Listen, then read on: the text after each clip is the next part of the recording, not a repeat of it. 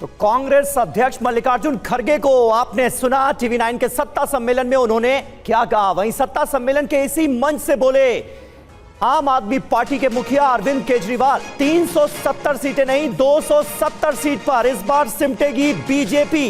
केजरीवाल ने कहा केंद्र सरकार से लोगों में भारी नाराजगी है। दिल्ली के मुख्यमंत्री अरविंद केजरीवाल ने टीवी 9 के मंच से क्या कहा, सुनिए।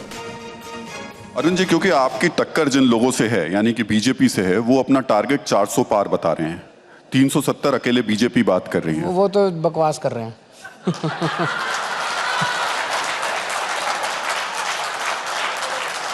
हालत देश की ये है, युवाओं को रोजगार नहीं मिल रहा, पेट्रोल 100 पार चला गया है, महंगाई इतनी ज़्यादा हो रही है, तो 270 भी पार कर जाए तो बहुत बड़ी बात है। वो तो 370 की बात कर रहे हैं। मतलब आप कह रहे हैं कि पूर्ण बहुमत भी नहीं मिल पाएगा। मतलब हालत तो देश के अंदर हालत तो यही है। नाराजगी केंद्र सरकार से नाराजगी इतनी ज़्यादा है कि एक वो इंडिया शाइनिंग भी हुआ था। इंडिया शाइनिंग में भी उन्होंने कहा था देश बड़ी तरक्की कर रहा है और वो लोगों ने बता दिया तरक्की कितनी कर रहा है। तो आज भी ये वही माहौल बनाने की कोशिश कर रहे हैं कि ये विश्व गुरु बन गए हैं, ये कर रहे हैं, वो कर रहे हैं। आम आदमी की ज़िंदगी के अंदर ज़रा सा भी सुधार नहीं हो रहा है। एक फॉल्स परसेप्शन क्रिएट किया जा रहा है, इवेंट मैनेजमेंट हो रहे हैं। जनता की ज़िंदगी जब तक नहीं सुधरेगी तब तक कैसे काम चलेगा।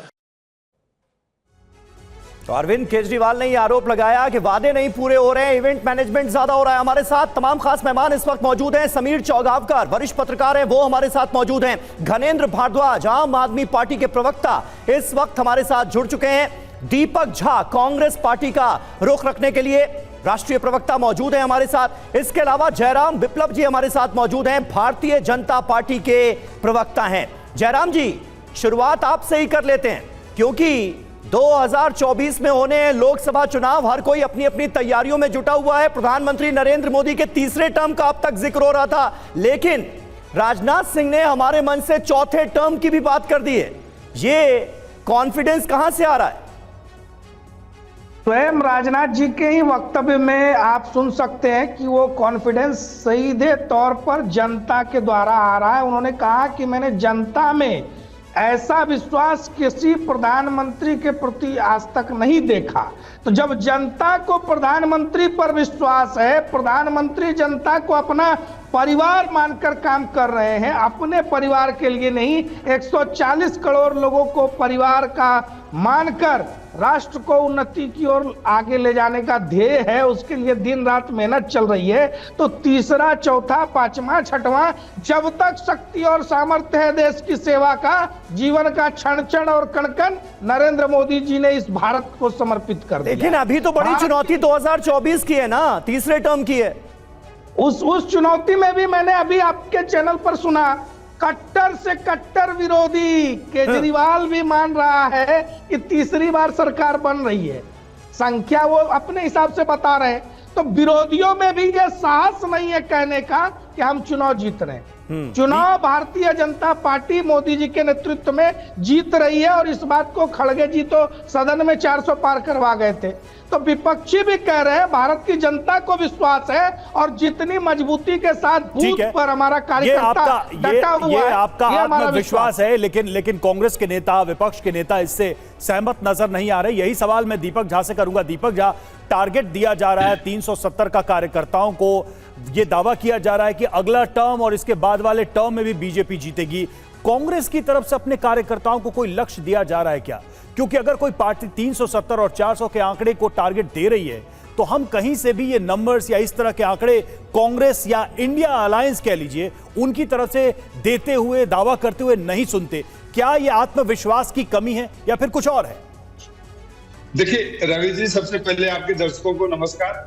आज हालात ऐसे क्यों हो गए कि भाजपा जो है सुरसारूपी पार्टी बन चुकी है कि हमको इतने नंबर चाहिए, इतने नंबर। सरकार में काम करने के लिए, आपके देश को सेवा करने के लिए आपको तो 272 सीटें बहुत है भाई साहब। 272 से ज्यादा का मतलब दिखाते हैं। आप तानाशाही करना चाहते हैं, और तानाशाही के लिए मोदी जी अपना जस जस सुरसा बदन बढ़ावा चास दून का रूप दिखावा। तो जनता रूपी जो हनुमान है इस चुनाव में इनके इस पराक्रम को ध्वस्त कर देंगे। अब बात आती है कि आपने गारंटी देते हैं, मोदी जी गारंटी देते हैं, आपने बताइए ना 15 लाख रुपए देने की गारंटी दिया था आपने, अच्छे दिन लाने की गारंटी दिया था, महंगाई कम करने की गारंटी दिया था। तो महंगाई कम हुई क्या देश पूछना चाहता है आपसे? मेरा सवाल कुछ और था दीपक जी, मेरा सवाल था ये आत्मविश्वास आप लोगों में इंडिया अलायंस या कांग्रेस में है या नहीं है?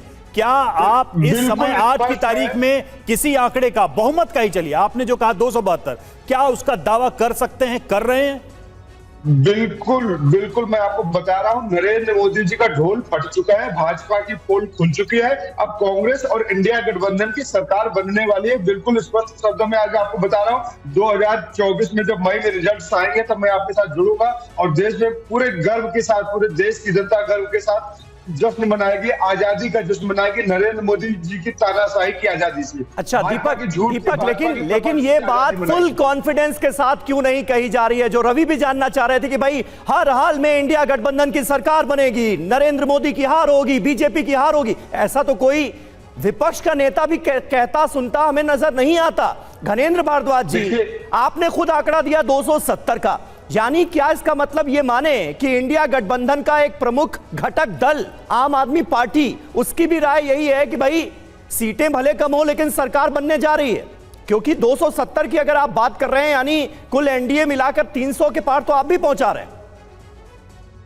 देखिए समीर जी, जो सीएम साहब ने कहा था, आपके मंच पे मैं भी बैठा था, सीएम साहब ने कहा था कि 270 भी पार नहीं हो रही। अच्छा। इसका मतलब भारतीय जनता पार्टी को बहुमत नहीं मिल रहा और नरेंद्र मोदी की सरकार देश से जाने वाली है, क्योंकि देश के लोग वोट करेंगे इस बार महंगाई पे, बढ़ती महंगाई पे, बढ़ते भ्रष्टाचार पे, बढ़ती बेरोजगारी पे, किसानों की बुरी हालत पे, महिलाओं पे बढ़ते अत्याचार पे। ये तमाम इश्यूज देश के लोगों के सामने। 140 करोड़ लोगों को नरेंद्र मोदी ने पिछले 10 साल में सिर्फ ठगने का काम करा है। नरेंद्र मोदी ने देश के लोगों से फ्रॉड करा, चीट करा, देश के लोगों से गलत वायदे करे।